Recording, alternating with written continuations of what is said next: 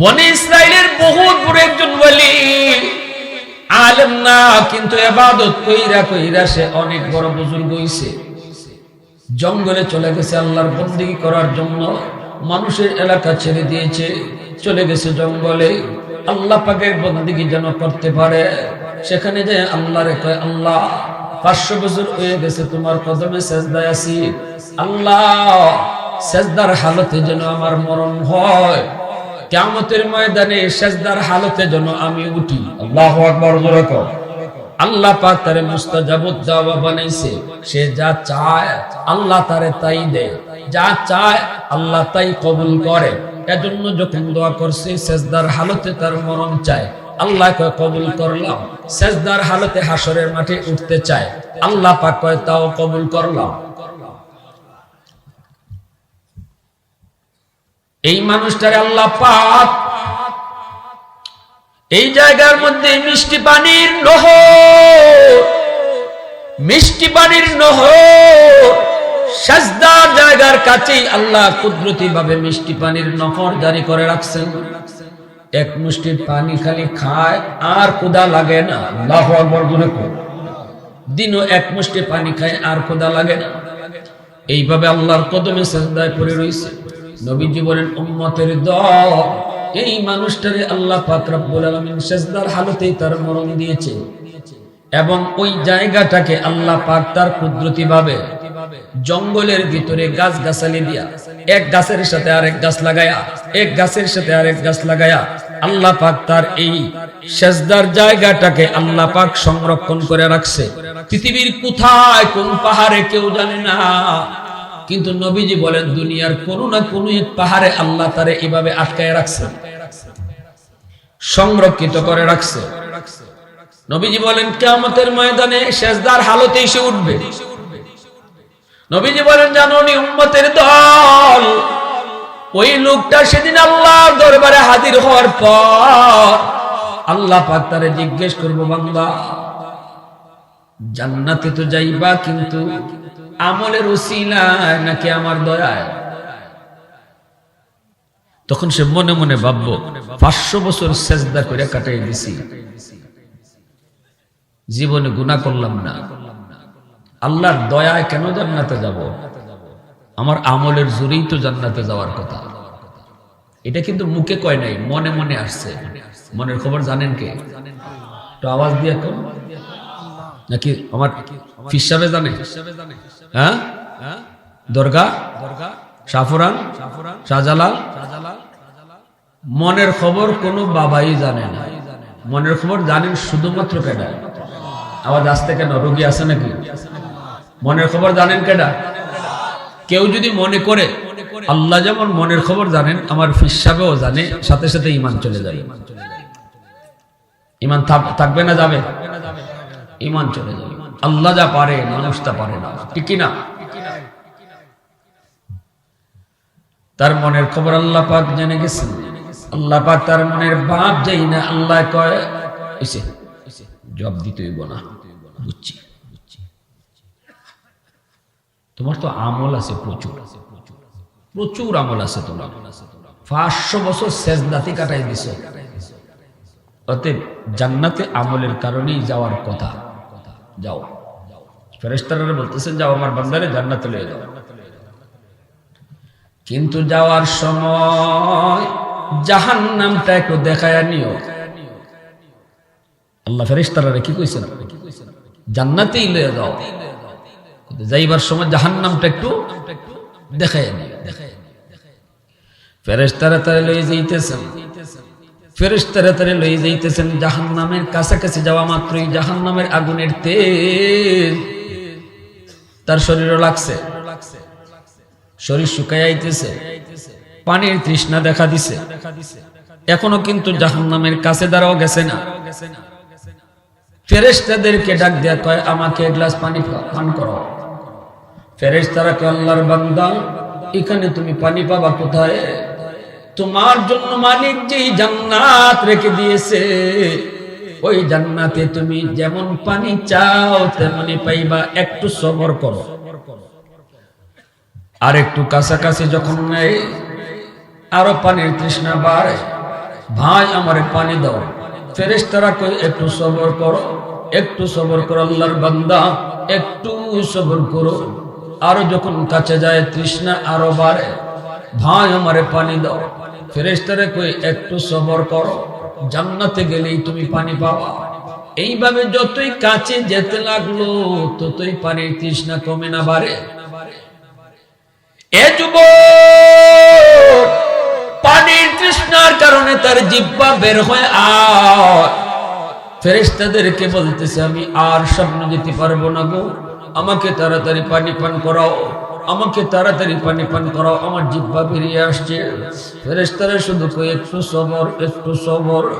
এই অবস্থায় আল্লাহ পাক রব্বুল আলামিন একজন ফেরেশতারে পাঠাইছে, এক গ্লাস ঠান্ডা পানি লইয়া তার সামনে দিয়ে যাইবা, পানি দিবা না, তার সামনে দিয়ে পানিটা লইয়া যাইবা। ফেরেশতা এক গ্লাস ঠান্ডা পানি লইয়া এই লোকটার পাশ দিয়ে যখন যাইতেছে তখনই ডাক দিয়া কই কে গো তুমি, তাড়াতাড়ি দাঁড়াও, আমাকে এক গ্লাস পানি পান করাও, আমার জান বের হয়ে যাইতেছে, এক গ্লাস পানি দাও। ফেরেশতা তখন কই ভাই রে, এই পানি তো তোমার জন্য না, এই পানি তো তোমাকে দেওয়া যাবে না, তবে যদি দিতে হয় বদলা লাগবে, বদলা, বিনিময় ছাড়া আমি পানি পান করাই না। ফেরেশতারা যখন বলছে বিনিময় ছাড়া পানি পান করাই না, তখনই লোকটায় কয় কি তুমি বিনিময় চাও বলো। ফেরেশতা কয় এক গ্লাস ঠান্ডা পানির দাম হলো 500 বছরের ইবাদত।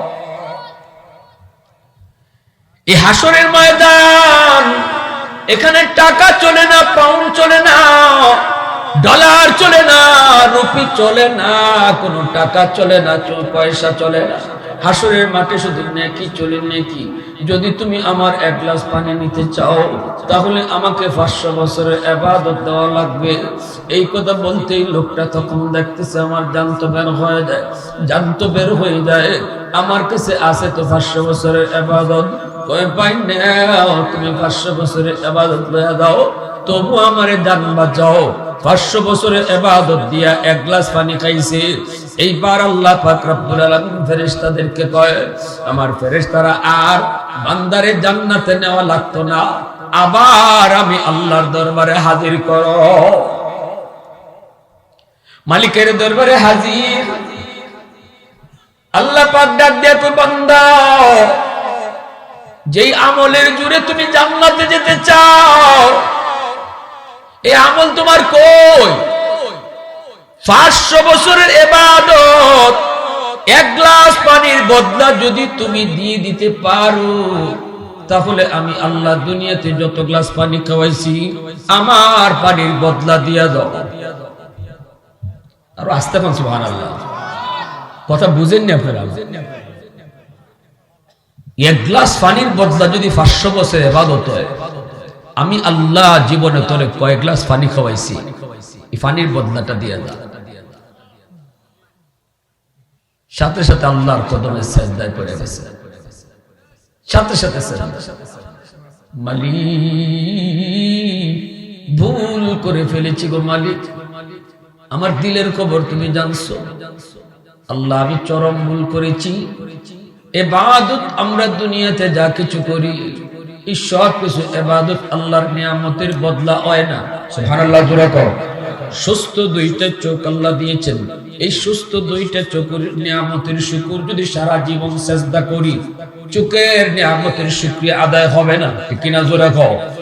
রমজান মাসে রোজা রাখি আল্লাহ সুস্থতার নিয়ামত দিছে, সুস্থতার নিয়ামতের শুকরিয়া তো আল্লাহর হুকুম রোজা রাখলাম, এই নিয়ামতের শুকর আদায় হয় না, তাহলে জান্নাতে যাইব কিসের উসিলায়? আল্লাহ কয় জান্নাতে যাইবা আমার দয়া। আওয়াজ দেখো না সুবহানাল্লাহ। আলহামদুলিমান কদ্দারা খাইরাম ওয়া খাবালা, আলহামদুলিমান কদ্দারা খাইরাম ওয়া খাবালা, ওয়া শুকরু লিমান সাম্মারা হুসনাম ওয়া জামালা, ফরদুন সামাদুন আন সিফাতিন খালকি বারিউন, রব্বুন আযালিয়্যুন খালাকাল খালকা কামালা, লা জিদ্দা ওয়ালা নিদ্দা ওয়ালা হাদ্দা লিমাওলা, লা জিদ্দা ওয়ালা নিদ্দা ওয়ালা হাদ্দা লিমাওলা, আল-আনা কামা কানা ওয়া লাম ইয়ালকা যাওয়ালা, আল-আনা কামা কানা ওয়া লাম ইয়ালকা যাওয়ালা। মুসলমানের আওয়াজে বলি আল্লাহু আকবার। এজন্যই আল্লাহ পাক রব্বুল আলামিন কয়, বান্দা ও বান্দা, সুস্থতা আমার বড় দেওয়ার নিয়ামত, বহুত বড় নিয়ামত, আমার দেওয়া বহুত বড় নিয়ামত। যখন আমি আপনি অসুস্থ হয়ে যাব রে যুবক, সুস্থ থাকা অবস্থায় তুমি যত নেকি করেছো, যত আমল করেছো, যত আমল তুমি করেছো, অসুস্থ হয়ে যেদিন বিছানায় পড়বা, ওই দিন আল্লাহ ফেরেশতাদেরকে বলবো, আমার বান্দা যতদিন সুস্থ ছিল, এই সুস্থ থাকাকালীন যত আমল করেছে, এখন অসুস্থ বিছানায় পারে না, তবুও তার আমল নামায় ওই সুস্থতার আমল জারি রেখে দাও। আমার বান্দা কোরআন তেলাওয়াত করতে পারে না, কিন্তু চোখে যতদিন পাওয়ার ছিল ততদিন কোরআন তেলাওয়াত করত। ফজরের পর সূরা ইয়াসিন, মাগরিবের পর সূরা ওয়াকিয়া, এশার পর সূরা মুলক। আমার বান্দা দিনে কোনো না কোনো এক টাইমে কোরআন তেলাওয়াত করত। ফজরের পরে রেগুলার সে তিলাওয়াতে বসতো। আজকে আমি আল্লাহ তার চোখের পাওয়ার কেড়ে নিয়েছি, এখন কোরআনের হরফ সে দেখে না। আমার বান্দা কোরআন পড়তে চায় কিন্তু পারে না। আফসোস করে রে যুবক, কোরআন পড়তে যায় যদি কেউ আফসোস করে, তিনটা জিনিসের দিকে তাকায় থাকলে আল্লাহ সওয়াব দেয়। তিন জিনিসের দিকে তাকায় থাকলে সওয়াব আল্লাহ দান করে। এক হলো খানায় কাবা, আল্লাহর ঘর বাইতুল্লাহ, খানায় কাবা। খানায় কাবার দিকে যদি কেউ চায় থাকে, যতক্ষণ চায় রইল ততক্ষণই সওয়াব লেখা হয়। দুই নম্বর হলো বাপমার চেহারা, বাপমার চেহারার দিকে সন্তান যতক্ষণ থাকবো ততক্ষণই সওয়াব লেখা হয়। শুধু সওয়াব না, যতবার চাইব ততবার কবুল হজের সওয়াব দান করা হয়। সুবহানাল্লাহ জোরে কও। আরেকটা হলো আল্লাহর কোরআন, আল্লাহ পাকের কোরআনের দিকে কেউ যদি ছায়া থাকে, পড়া জানে না, শুধু ছায়া রইছে, যতক্ষণ আল্লাহর কালামের দিকে তাকায়া দেখলো আল্লাহ পাক ততক্ষণই তার আমল নামায় সওয়াব দান করে। এজন্যই তো কোরআন দারুল উলুম দেওবন্দের দীর্ঘদিনের মুহতাবিব কারি তৈয়ব সাহেব রাহিমাহুল্লাহ, আল্লাহর বহুত বড় ওলি, তিনি বলেন আমি দারুল উলুম দেওবন্দের অফিসে বসা, হঠাৎ করে শুনতে পেলাম একজন মানুষ মারা গেল, কবর থেকে জান্নাতি সুঘ্রাণ বের হইতেছে। আমি উস্তাদদেরকে নিয়ে দ্রুত সেখানে গেলাম, যায়া দেখতেছি কবর থেকে সুঘ্রাণ বের হইতেছে, গোটা এলাকাটা সুঘ্রাণে মোহিত হয়ে গেছে। আল্লাহ ওলি বলেন আমি ঘ্রাণটা নাকে লাগতেই বুঝে গেলাম গো, এটা দুনিয়ার কোনো আতর নয়, এই সুঘ্রাণটা হলো জান্নাতি ঘ্রাণ। শুধু আতর না, সুঘ্রাণ না, ওই কবরের আলোতে পুরা এলাকা আলোকিত হয়ে গেছে। আল্লাহর ওলি বলেন আমি তার বাড়িতে খবর নিলাম, বিবির কাছে খবর নিলাম, মা তোমার স্বামী এমন কি আমল করেছে যে আমলের কারণে আল্লাহ পাক দুনিয়াতে তার বুজুর্গি আর তার উলায়াত আল্লাহ পাক প্রকাশ করে দিয়েছে। কি এমন নেক আমল সে করেছে গো মা, একটু কও। এই কথা বলতেই তার বিবি সাহেব কইতেছে, হুজুর আমার স্বামী তিনি 5 ওয়াক্ত নামাজ পড়তেন, হালাল হারাম মাইনা চলতেন, কখনো হারাম জিনিস খাইতেন না, হারাম জিনিস আনতেন না, রুজি আমাদের কম, অভাবী সংসার, কিন্তু এরপর আমার স্বামী হারামের দিকে লোভ নিতেন না। ভালো করে মনে রাখবারে যুবক, সংসার যদি তোমার গরিব হয়, সংসারে যদি তোমার রুজি কম হয়, ইনকাম যদি তোমার কম হয়, হালাল ইনকাম করো। হালাল ইনকাম যদি তোমার কম হয় আর যদি তুমি এর উপরে সবর করো, আল্লাহ পাক রব্বুল আলামিন কয় বান্দা তুই আমার দেওয়া কম রিজিক পাইয়া যেমন আমার উপরে খুশি, আমিও তোর কম আমল পাইয়া তোর উপরে খুশি। আল্লাহর দেওয়া রিজিক দেওয়ার মালিক কে? ধনী বানায় কেডা? গরিব বানায় কেডা? আল্লাহ কয় যেই গরিব গরিবী হালত আমি আল্লাহরে মানলো, গরিবী হালত নামাজ পড়লো, গরিবী হালত রমজানের রোজা রাখলো, গরিবী হালত স্ত্রীকে পর্দার ভিতরে রাখলো, গরিবী হালত মেয়েটাকে পর্দার ভিতরে রাখলো, গরিবী হালত সুদখোরের কাছ থেকে সুদে টাকা আনে না, আল্লাহর উপর ভরসা করে চলে, কম রুজি কম কামাই, ছোট্ট একটা দোকান, এই অল্প টাকা দিয়ে সংসার কামায়। আল্লাহর নবী রহমতের নবী কয়, আল্লাহ কয় বন্ধু তুমি জানায়া দাও সে আমার দেওয়া রিজিক পাইছে কম, আমার দেওয়া কম রিজিক পাইয়া সে আমার উপরে খুশি, খুশির আলামত হলো সে আমারে মানতেছে, আমি আল্লাহর হুকুম পালন করতেছে। তারে জানায়া দাও, জানায়া দাও ধনী যদি 500 টাকা, ধনী যদি 5 লক্ষ টাকা মসজিদে দান করে, আর সে যদি 5 টাকা দান করে, তার 5 টাকা ধনীর 5 লাখের সমান আমি আল্লাহ বানায়া দিব। তার কম আমলে আমি আল্লাহ তার উপর খুশি, আমার দেওয়া কম রিজিকে যে আমার উপরে খুশি, আমি আল্লাহ তার কম আমলে তার উপরে খুশি। এজন্য যুবক ভালো করে খেয়াল করে শুনো আমার ভাইয়েরা বন্ধুরা, জন্য বলছিলাম রে আল্লাহ পাক রব্বুল আলামিন, আল্লাহ পাক রব্বুল আলামিন দুনিয়াতে কারে গরিব রাখবো কারে ধনী করবো সিদ্ধান্ত কার? আরেকটু জোরে কোন কার সিদ্ধান্ত কার? ভাইয়েরা বন্ধুরা, জন্য আল্লাহ পাক রব্বুল আলামিন কয় বান্দা শুন, তুই আমার ওই যে হাকিম আক্তার সাহেব দারুন দেওবন্দের মুহতামিম কারি তৈয়ব সাহেব রাহিমাহুল্লাহ তিনি বলেন বিমা গো একটু কও না কি তার আমল ছিল? মহিলায় কয় আমার স্বামীর উল্লেখযোগ্য আমলটা হলো হুজুর ওই যে দেখেন তাকের উপরে কোরআন, আল্লাহু আকবার, এই কোরআন খানা বস্তনি দিয়ে মুড়া। আমাদের ঘরে তো কোরআন শরীফ অনেক জায়গায় বস্তনিও থাকে না, দুলাবালু পড়তেছে কোরআনের উপরে, ঠিক না নি?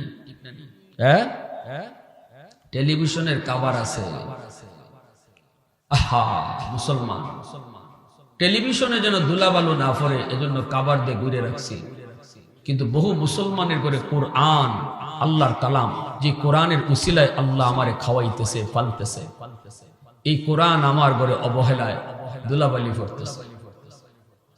টেলিভিশন আমার ঘরে রেগুলার চলে, টেলিভিশন ছাড়া টাইম আছে, নাটক কয়টায় শুরু হয় আমি জানি, টাইম মতো টেলিভিশন চলে, কিন্তু মুসলমানের ঘরে রেগুলার কোরআন তেলাওয়াত হয় না, কোরআন তেলাওয়াতের টাইম নেই।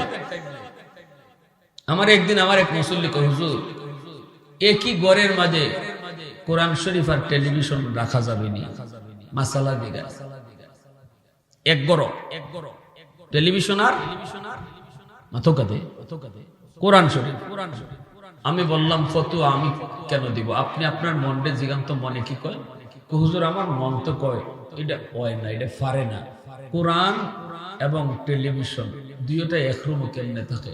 আমি বললাম আপনার মন তো ফতুয়া সঠিক ফতুয়া দিছে, হুজুর কি করি এখন? আমি বললাম কি করি মানে এটা আপনার মনে আপনি জিগান। হুজুর ফুলাফান তো শুধু মানুষ বুঝে না, আরেকবারের জায়গা টেলিভিশন দেখবার লাগে, টেলিভিশন তো গড়ে না রেখে পারি না, তুই এক কাম করি টেলিভিশন গড়ই থাকুক আর কোরআন শরীফে বারান্দা দিয়া দেই। নাউজুবিল্লাহ হইতা না। কিভাবে মুসলমানের ঘরে রহমত আইতো? স্বামী স্ত্রীর ভিতরে মহব্বত বাড়তো কেমনে? যেই ঘরে কোরআন বারান্দার জায়গা পায় আর টেলিভিশন মেইন ঘরে জায়গা পায়, এই ঘরে স্বামী স্ত্রীর ভিতরে ভালোবাসা আসবে কি কইরা? রহমত ঢুকবে কি কইরা? বাপ বেটার ভিতরে মহব্বত বাড়বে কি কইরা? ভাই ভাই ভালোবাসা তৈরি হবে কি কইরা? ঝগড়াঝাটি বন্ধ হবে কি কইরা? রহমতের দরজা তো আমি বন্ধ করে রাখছি আর গজবের দরজা খুলে রাখছি। আমার ঘরে তো গজব দৌড়ে ঢুকে, রহমত ঢুকতে গিয়া ভাই দরজা লাগায়, ঠিক কিনা জোরে খাও? হুজুরের ফানি পড়ার দোষ না, হুজুরের তাবিজ পড়ার দোষ না, হুজুরে তাবিজ পড়া দিন ফানি পড়া দিন কামায় না, হুজুরে ফানি পড়া তাবিজ পড়া আপনার ঘরে ঢুকতো যায়, গিয়া দেখি না আপনার ঘরের দর লাগায়নি, দর লাগায়নি। রহমতের দরজা বন্ধ, পানি ভরা ডুববো কোনবার?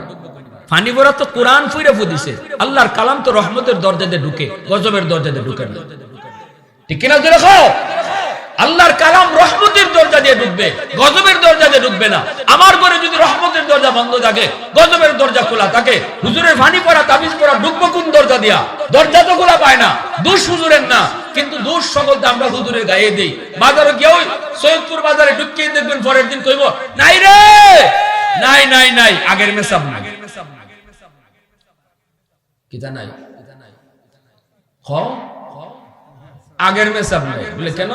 আগের মেসাব ছিল মেসাব, ফু দিলে ডাইরেক্ট 100। আর ওখান হুজুরের কাছ থেকে 3 বার পানি পড়া আনছি, জামাই আগের থেকে আরো বেশি বেশি ফিটায়, ঠিক না নি? আনছিলাম আমারে মারে দূরে গাইলায় পানি পড়া 3 বার আনছি, এখন আগের থেকে আরো বেশি বাংলা গাইল দেয়। এই কেন? এটা হুজুরের দোষ না, হুজুর পানি পড়া ঠিকই দিছে। আগের হুজুর যে কোরআন পড়ে ফুদিত, এখনো হুজুর এই কোরআন পড়েই ফুদে। যেই জমানায় হুজুরের পানি পড়ায় কাজ হইতো, ওই জমানায় মুসলমানের ঘরে ফজরের পরে কোরআন তেলাওয়াতের আওয়াজ শোনা যেত, সুমধুর কোরআন তেলাওয়াতের আওয়াজ শোনা যেত। কোথায় গেল সে কোরআনের সুমধুর আওয়াজ? কই গেল মুসলমানের সে কোরআন তেলাওয়াত? রমজান মাস আইলে কোরআনের সাথে আমরা একটু দেখা সাক্ষাৎ হয়, এর আগে তো খোঁজখবরই রাখি না। আমি কই আর কোরআন শরীফ কই, অথচ আল্লাহ বলে জমিনে যতদিন কোরআন থাকবে ততদিন আমি জমিন টিকায় রাখবো। যেদিন কিয়ামত হবে, কিয়ামতের আগে আল্লাহ জিব্রাইলকে বলবে যাও জমিন থেকে কোরআনের হরফ উঠায় নিয়ে আসো। জিব্রাইল আমিন জমিনে আসবে, দুনিয়ার সমস্ত কোরআন থাকবে, কোরআনের পৃষ্ঠা থাকবে, লেখা থাকবে না, হরফগুলা উঠায় নেবে। নইলে আল্লাহ জমিন ধ্বংস করে না। কোরআন যেখানে থাকবে জমিন ধ্বংস হয় না। কোরআনের হরফ উঠায় নেওয়ার পর আল্লাহ জমিন ধ্বংস করে দিবে। যে কোরআনের উসিলায় আল্লাহ আমারে খাওয়ায়, যে কোরআনের উসিলায় আল্লাহ আমারে বাঁচায়, যে কোরআনের উসিলায় আল্লাহ এখনো আমারে সূর্যের আলো খাওয়ায়, যে কোরআনের উসিলায় এখন আকাশ থেকে বৃষ্টি হয়, জমিন থেকে ফসল হয়, সেই কোরআন আমার ঘরে কই আছে আমি নিজেও জানি না। ওই মহিলা কইতেছে হুজুর, ওই যে তাকের উপরে আল্লাহর কালাম, এই কোরআন কালাম হলো আমার স্বামীর কালাম, আমার স্বামীর কোরআন, এটা হলো তার নির্দিষ্ট এই কোরআন শরীফ সে প্রতিদিন তিলাওয়াত করত। কিন্তু হুজুর বড় দুঃখের খবর, আমার স্বামী কিন্তু কোরআন তেলাওয়াত জানতেন না।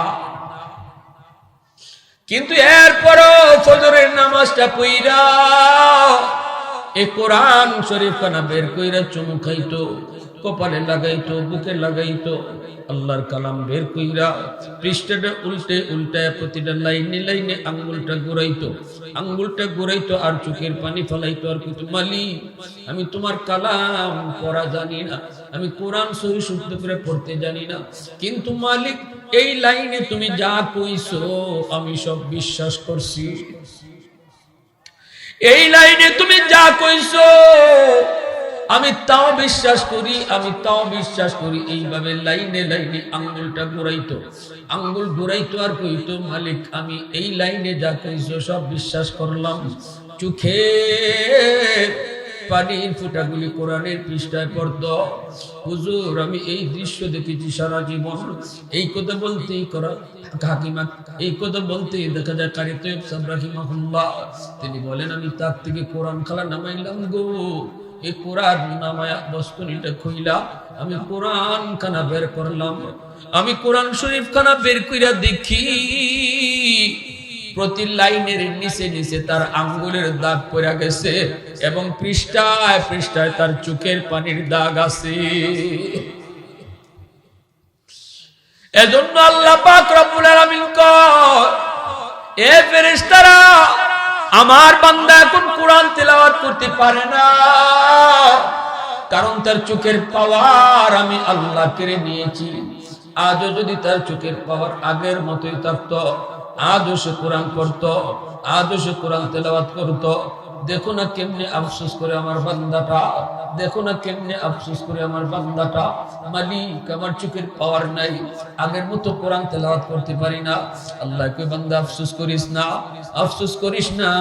আমি চারটা জিনিসের কসম খায়া কইতেছি বান্দা, যদিও তুমি কোরআন পড়তে পারো না, তবুও তোমার আমলনামায় যৌবনের প্রতিদিনের তিলাওয়াতের সওয়াব আমি আল্লাহ উঠায় দিব।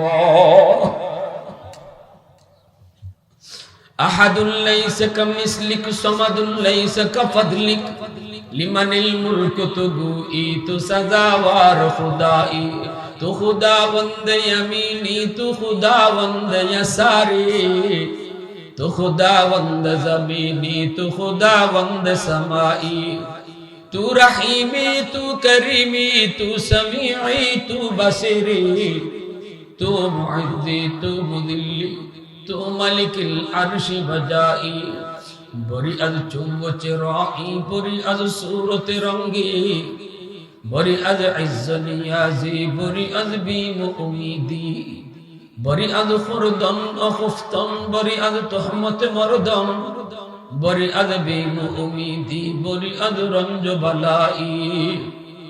এজন্য আল্লাহর নবী রহমতের নবী বলেছেন, যে যুবক যৌবনে আল্লাহর গোলামি করব, গায়ে শক্তি যতদিন ছিল এতদিন আল্লাহরে মানছে, রমজান মাসে রোজা রাখছে, রমজান মাসে রোজা রাখছে, বুড়া বয়সে সে পারে না, কোনোভাবেই পারে না। ডাক্তাররাও নিষেধ করছে, অর্ধেক দিন গেলে পরে বেহুশ হয়ে যায়। শরীয়তে তারা সুযোগ দিছে, তোমার রোজা রাখন লাগতো না, এতটা তুমি দুর্বল হইছো, এতটা অসুস্থ হইছো। যতদিন তোমার গায়ে শক্তি ছিল রমজানে রোজা তুমি রাখছো রে যুবক, এখন তুমি গায়ের শক্তি না থাকার কারণে পারো না। আল্লাহ পাক কয়, যদিও তুমি রোজা রাখো না, তবু আমল নামায় আল্লাহ পাক রমজানের রোজার সওয়াব উঠিয়ে দিব। তাহলে গায়ে শক্তি যতদিন আছে এতদিন এই নিয়ামতের শুকর আদায় করা দরকার, আসেনি না নাই? আরেকটু জোরে কও, আসেনি না নাই?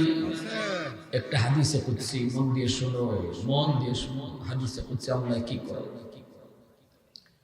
আলা কুল্লা ইয়াউমিন ওয়াল আরদু ইস্তাজিলু রাব্বাহু ওয়াল মালাইকাতু ইস্তাজিলু রাব্বাহু ওয়াল বাহরা ইস্তাজিলু রাব্বাহু। আল্লাহ পাক রব্বুল আলামিন কয়, জানোনি প্রতিদিন জমিন আমি আল্লাহর কাছে আবদার করে। জমিনে কয়, মালিক এই জমিনের ভিতরে কত নাফরমান, কত গুনাহগার তোমার নাফরমানি করে, কত বেনামাজি নামাজ না পড়ে চলে, কত সুদখোর সুদের ব্যবসা কইরাও জমিনে হাঁটে। আমি জমিন আর কতদিন এই নাফরমানের পায়ের বোঝা নিব, এই নাফরমানের পায়ের বোঝা আর কত নিব? আমি তার পায়ের আওয়াজ কত শুনবো? আবতালিউ ইবনা আদম ফি কারি, মালিক তুমি অনুমতি দাও এই নাফরমানগুলোকে আমি গিলে ফেলবো, সুদখোরকে আমি জিন্দা গিলে ফেলবো, বেনামাজিরে আমি জিন্দা গিলে ফেলবো। এই যে আসতেছে রমজান, রোজা না রাইখা জমিনের ভিতরে কত নাফরমান মানুষের সামনেও বইয়া বইয়া খাইব,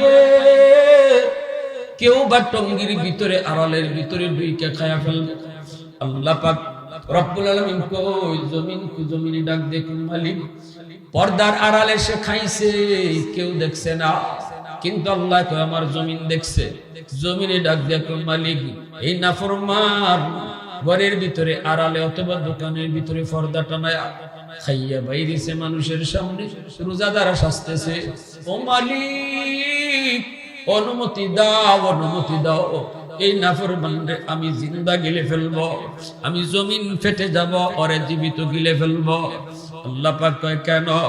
আসবিরু ইলা মাতা আসবিরু, জমিনে কয় আমি কতদিন আর দেখতাম, কত কাল আর এই নাফরমানি আমি দেখব। আল্লাহ পাক কয়, শুধু জমিন নয়, ওয়াল বাহরা ইস্তাজিলু রাব্বাহু, সাগর মহাসাগর কক্সবাজার সমুদ্র সৈকতের পারে যাইয়া কত যুবক যুবতী নিয়ে গুনার কাজে মত্ত হয়ে যায়।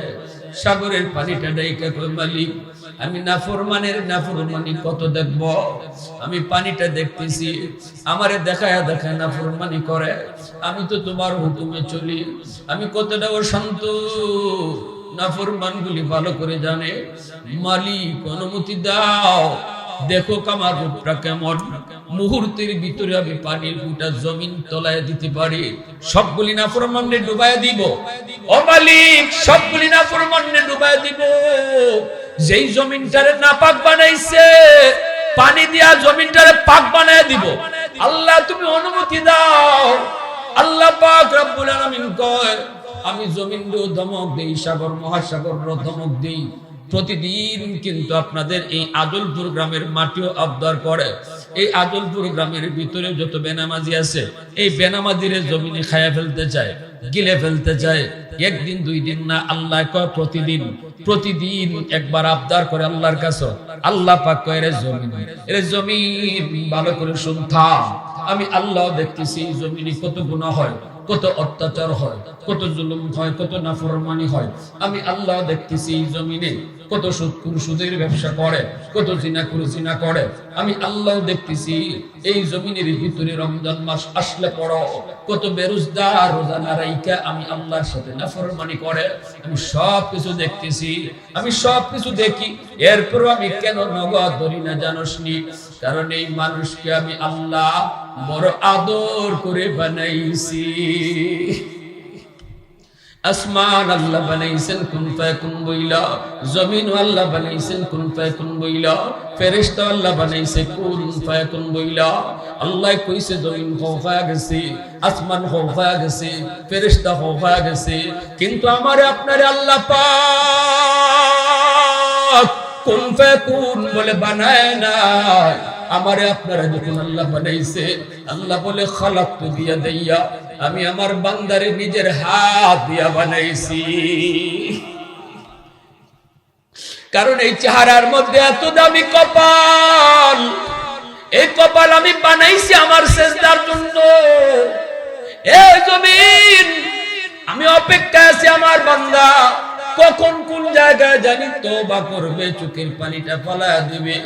40 বছর পরে যদি সে তওবা করে, তওবার সুযোগ যদি পাওয়া যায়, সে তওবা করতে সময় লাগাইছে 40 বছর, কিন্তু আমি আল্লাহ তওবা কবুল করতে 40 মিনিটও সময় লাগাইতাম না।